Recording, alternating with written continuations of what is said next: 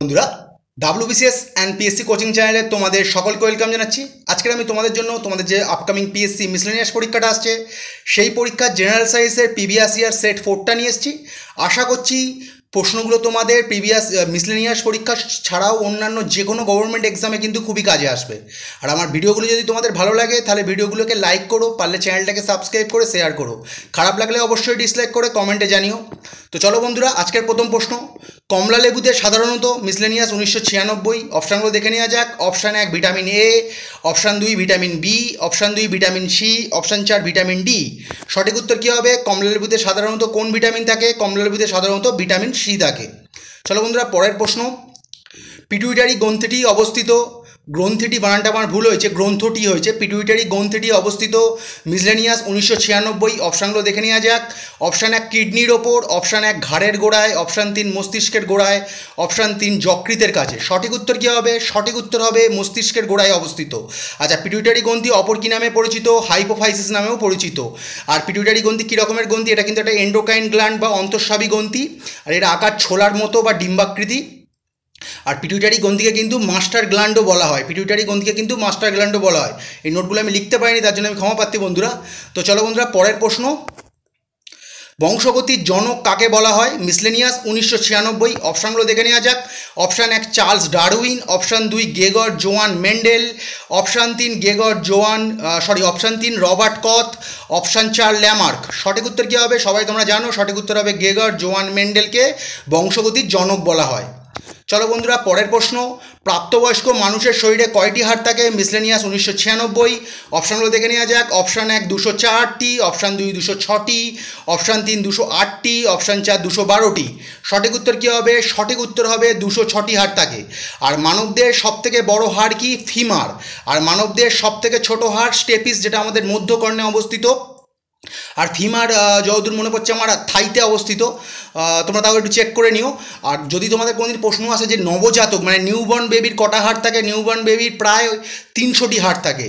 মানে নবজাতকের প্রায় সদ্যজাত শিশুর প্রায় 300টি হাড় থাকে, মানে একজন প্রাপ্তবয়স্ক মানুষের থেকে ওদের কিন্তু বেশি হাড় থাকে। তো চলো বন্ধুরা, পরের প্রশ্ন, এই নোটগুলো আমি পরে তোমাদের দিয়ে দেবো। প্যালেন্টিওলজি কোন বিষয়ের অধ্যয়নের সাথে জড়িত? প্যালেন্টিওলজি কোন বিষয়ের অধ্যয়নের সাথে জড়িত? অপশানগুলো দেখে নেওয়া যাক। পাখি, অপশান 2 হাড়, অপশান 3 জীবাশ্ম, অপশান 4 প্রাইমেট। সঠিক উত্তর কী হবে? সঠিক উত্তর হবে জীবাশ্ম। তাহলে প্যালিওন্টোলজি কোন বিষয়ে অধ্যয়নের সাথে জড়িত? জীবাশ্ম। এই সম্বন্ধে নোট দেখে নেওয়া যাক। পাখির সাথে জড়িত বিদ্যাকে কী বলা হয়? অর্নিথোলজি। হাড়ের সাথে জড়িত বিদ্যাকে কী বলা হয়? অস্টিওলজি। আর প্রাইমেটের সাথে জড়িত বিদ্যাকে তোমরা প্রাইমেটোলজি বলতে পারো। প্রাইমেট কারা তোমরা জানো যে বাঁদর, গরিলা, সিম্পাঞ্জি, এমনকি মানুষও কিন্তু প্রাইমেট গোষ্ঠীর ভেতর পড়ে। এই সময় তোমরা একটু দেখে নিও প্রাইমেট কী। তো চলো বন্ধুরা, পরের প্রশ্ন, ভিটামিন এর অভাবে কোন রোগ হয় মিসলেনিয়াস 1996? অপশানগুলো দেখে নেওয়া যাক। অপশান 1 চুল পড়া, অপশান 2 রাতকানা রোগ, অপশান 3 দুর্বলতা, অপশান 4 পেটের রোগ। সঠিক উত্তর কী হবে? সঠিক উত্তর হবে রাতকানা। ভিটামিনের রাসায়নিক নাম কি? রেটিনল। ওটা আমার লেখা হয়নি, তোমরা আশা করি জানো। তাহলে ভিটামিন এর অভাবে কোন রোগ হয়? রাতকানা রোগ হয়। চলো বন্ধুরা, পরের প্রশ্ন, কোন উৎসেচক ইক্ষু শর্করা বা সুক্রোজকে গ্লুকোজ ও ফ্রুক্টোজে পরিবর্তন করে? খুব গুরুত্বপূর্ণ প্রশ্ন। কোন উৎসেচক ইক্ষু শর্করা বা সুক্রোজকে গ্লুকোজ ও ফ্রুক্টোজে পরিবর্তন করে মিসলেনিয়াস 1996? অপশানগুলো দেখে নেওয়া যাক। Option 1 lipase, option 2 zymase, option 3 invertase, option 4 ডায়াস্টেজ। সঠিক উত্তর কী হবে? সঠিক উত্তর হবে ইনভার্টেজ। তাহলে কোন উৎসেচক ইক্ষু শর্করা বা সুক্রোজকে গ্লুকোজ ও ফ্রুক্টোজে পরিবর্তন করে? ইনভার্টেজ।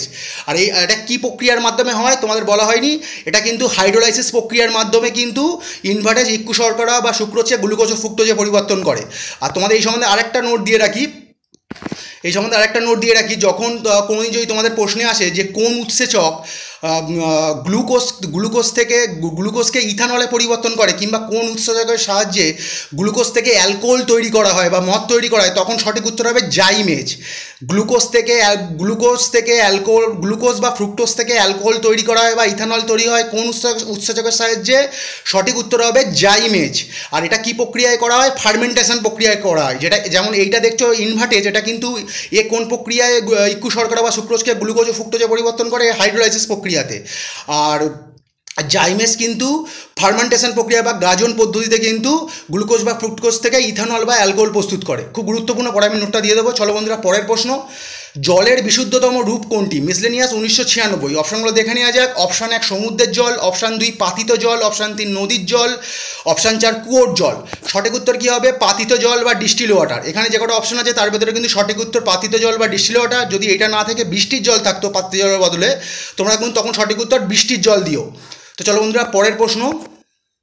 নিচের কোনটি লঘু সালফিউরিক অ্যাসিডের সাথে বিক্রিয়া করে হাইড্রোজেন গ্যাস প্রস্তুত করে? মিসলেনিয়াস 1996। অপশানগুলো দেখে নেওয়া যাক। অপশান 1 দস্তা, অপশান 2 তামা, অপশান 3 অ্যালুমিনিয়াম, অপশান 4 ম্যাগনেসিয়াম। সঠিক উত্তর কী হবে? সঠিক উত্তর হবে দস্তা বা জিঙ্ক। তাহলে নিচের কোনটি লঘু সালফিউরিক অ্যাসিডের সাথে বিক্রিয়া করে হাইড্রোজেন গ্যাস প্রস্তুত করে? দস্তা।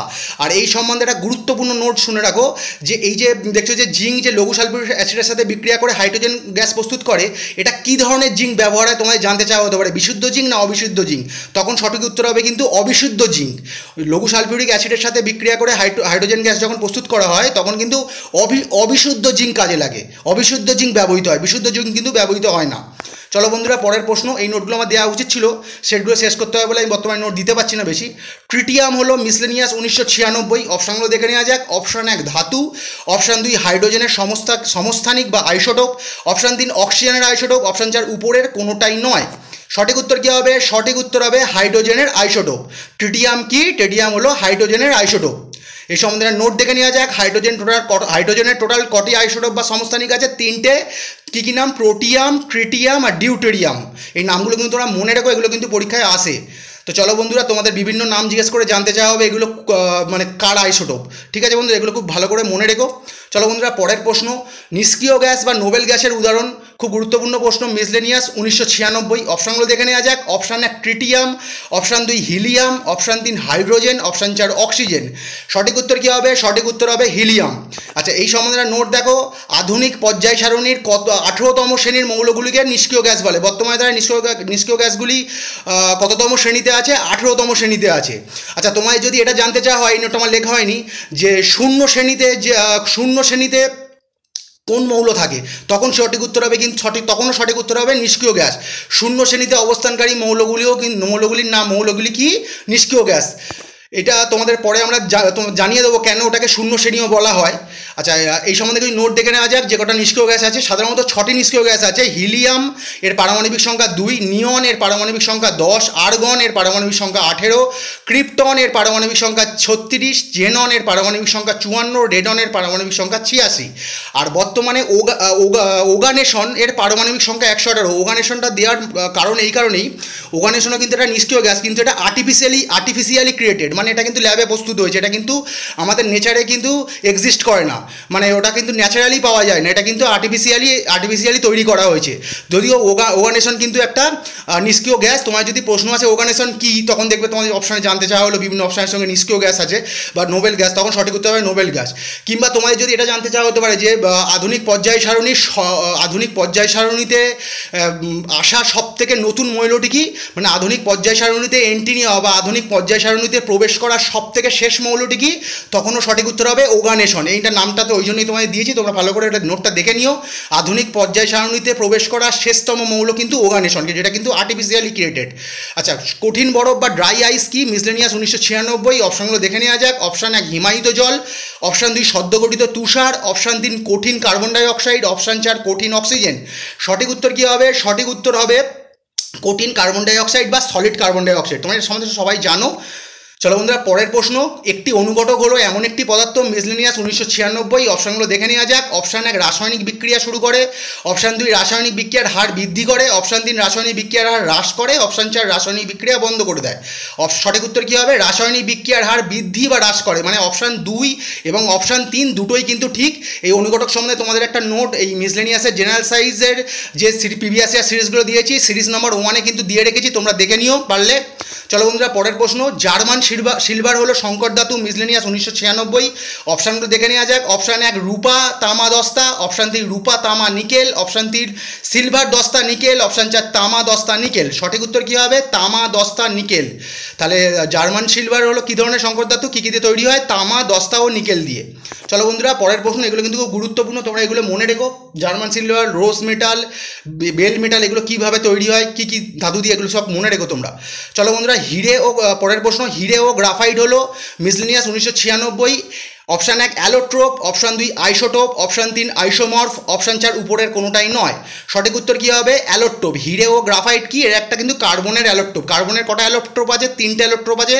আগে আমি নোট দিচ্ছি, তাও আমি বলে দিচ্ছি। হিরে, কার্বনের 3টে অ্যালোট্রোপ কি? হিরক, গ্রাফাইট আর ফুলেরিন। এই 3টে হলো কার্বনের অ্যালোট্রোপ।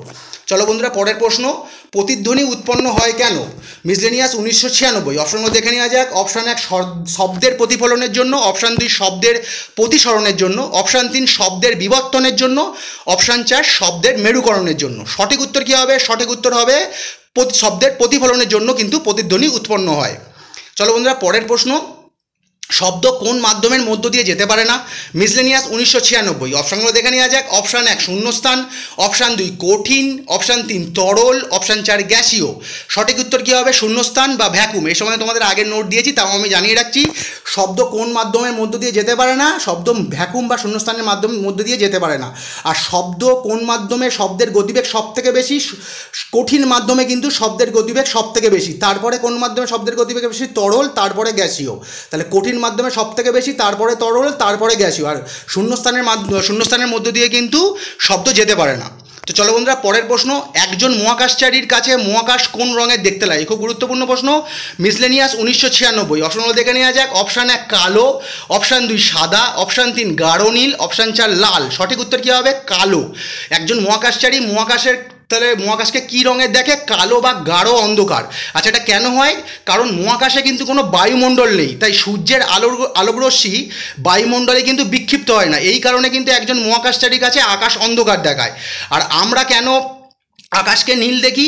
কারণ হচ্ছে পৃথিবীতে বায়ুমণ্ডল আছে, আর তাই যখন সূর্যের আলো পৃথিবীতে পড়ে, তখন কিন্তু সূর্যালোক থেকে যখন আলো বায়ুমণ্ডলের মধ্যে দিয়ে যায়, তখন বাতাসের যে সূক্ষ্ম কণাগুলো আছে, সেই কণাগুলো কিন্তু বিভিন্ন রঙকে প্রতিফলিত করে। কারণ বর্ণালীর সব রঙগুলোই কিন্তু সূর্যের আলোকরশ্মিতে আছে, তার ভেতরে নীল রঙের আলো তরঙ্গ দৈর্ঘ্য সব থেকে কম, তাই জন্য কিন্তু আমরা আকাশের রঙকে নীল দেখি।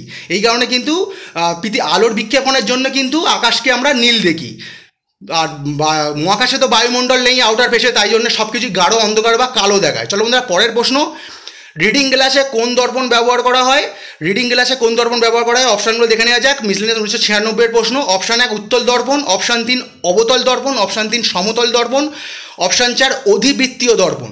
সঠিক উত্তর কী হবে? উত্তল লেন্স বা কনভেক্স লেন্স। তাহলে রিডিং গ্লাসে কোন দর্পণ ব্যবহার করা হয়? উত্তল লেন্স। এই কনভেক্স লেন্স আর কোন কোন কাজে ব্যবহৃত হয়? এটা কিন্তু ম্যাগনিফাইং গ্লাস বা আতস কাজেও কিন্তু উত্তল লেন্স ব্যবহার করা হয়। এই সম্বন্ধে পরে তোমাদের নোট দেবো, তোমরা জানো আশা করি উত্তল দর্পণ, অবতল দর্পণ। তোমরা এগুলো দেখে নিও কোন কোন জায়গায় এই দর্পণগুলো ব্যবহৃত হয়। এগুলো খুব গুরুত্বপূর্ণ, তোমাদের আমি পরে একসঙ্গে দিয়ে দেবো যে কোন কোন দর্পণ কোন কোন কাজে ব্যবহৃত হয়। চলো বন্ধুরা, পরের প্রশ্ন, খুব কম তাপমাত্রায় ঘটনাবলী অধ্যয়নের সাথে সম্পর্কিত বিজ্ঞানকে কি বলে হয়? খুব গুরুত্বপূর্ণ প্রশ্ন, একটু আনকমন। খুব কম তাপমাত্রায় ঘটনাবলী অধ্যয়নের সাথে সম্পর্কিত বিজ্ঞানকে কি বলা হয়? মিসলেনিয়াস 1996 প্রশ্ন। Option 1 refrigenics, option 2 cryogenics, option 3 frogenics, option 4 cytogenics. সঠিক উত্তর কী হবে? ক্রায়োজেনিক্স। তাহলে খুব কম তাপমাত্রায় ঘটনাবলী অধ্যয়নের সাথে সম্পর্কিত বিজ্ঞানকে কি বলা হয়? ক্রায়োজেনিক্স বলা হয়। আর এই ক্রায়োজেনিক্সের কী কী কাজে লাগে? ক্রায়োজেনিক্স ধরো যে কোনো ধরনের শীতলীকরণের জন্য এটা প্রয়োজন হয়। প্রচুর পরিমাণে যখন খাদ্যকে সঞ্চয় করার জন্য, কিংবা আমাদের রক্ত বা আমাদের দেহকোষের নমুনা জমানোর জন্য, শুক্রাণু ডিম্বাণু স্টোর করার জন্য কিন্তু এগুলো এই ক্রায়োজেনিক্স কাজে লাগে। মানে আর তোমরা জানবে যে আমাদের যে মহাকাশে যে রকেট যায় বা স্পেসশিপগুলো যায়, সেখানে কিন্তু স্পেসশিপ নয়, মহাকাশে যে মহাকাশ যানগুলো যায়, সেখানে কিন্তু এই ক্রায়োজেনিক্স ইঞ্জিন থাকে। এটা কিন্তু এই ক্রায়োজেনিক্স ইঞ্জিনের খুব গুরুত্বপূর্ণ ভূমিকা থাকে এই মহাকাশ যানে। আর হিলিয়াম কিন্তু একটি গুরুত্বপূর্ণ ক্রায়োজেনিক্স উপাদান। এগুলো তোমরা ভালো করে দেখো, আমি নয় তোমাদের পরে ভালো করে নোট দিয়ে দেবো। আচ্ছা, পরের প্রশ্ন বন্ধুরা, কোয়ান্টাম তত্ত্ব কে উপস্থাপন করে? Miscellaneous 1996। Option 1 Newton, option 2 Einstein, option 3 Rutherford, option 4 Planck. সঠিক উত্তর কী হবে? সঠিক উত্তর হবে ম্যাক্স প্লাঙ্ক। তাহলে কোয়ান্টাম তত্ত্ব কে উপস্থাপন করে? প্রথম ম্যাক্স প্লাঙ্ক। আর এবং ম্যাক্স প্লাঙ্ক এর জন্য কিন্তু 1918 সালে নোবেল পেয়েছিল, এটা আমার দেওয়া হয়নি। ফিজিক্স বিভাগে তিনি কিন্তু নোবেল পেয়েছিলেন পদার্থবিদ্যা বিভাগে। ম্যাক্স প্লাঙ্ক 1918 সালে, ম্যাক্স প্লাঙ্ক 1918 সালে কিন্তু পদার্থবিদ্যা বিভাগে নোবেল পেয়েছিল। তো চলো বন্ধুরা, আজকের এই পর্যন্ত। খুব তাড়াতাড়ি আমি মিসলেনিয়াসের প্রিভিয়াস ইয়ারের অন্য সেট নিয়ে হাজির হচ্ছি। ততক্ষণ গুড বাই।